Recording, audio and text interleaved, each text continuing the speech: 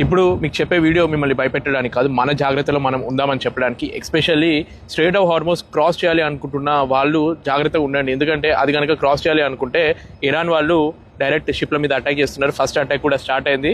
Skylight అనే oil ట్యాంకర్లో almost 15 మంది Indians ఉన్నారు. మొత్తం ఓవరాల్ క్రూ 20 మంది, 5 ఏమో ఇరానియన్స్.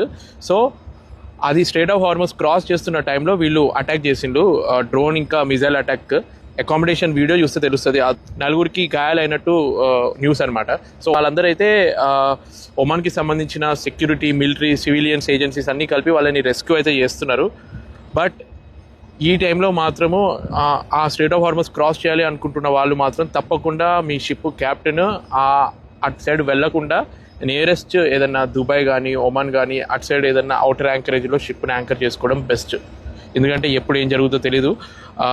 ఈ స్ట్రెయిట్ ఆఫ్ హార్మోస్ అన్నది ప్రాబ్లం ఏంటంటే, ఈ షిప్ ఏదైతే ఫైర్ అయిందో, అటాక్ అయిందో, ఇది ఒమాన్కి సంబంధించిన ముసాంబా పెనిన్సులా ఇంకా ఇరాన్కి మధ్యలో జస్ట్ 33 కిలోమీటర్స్ మాత్రమే జీవనాడి లాగా చాలా నారో ప్యాసేజ్ అనమాట.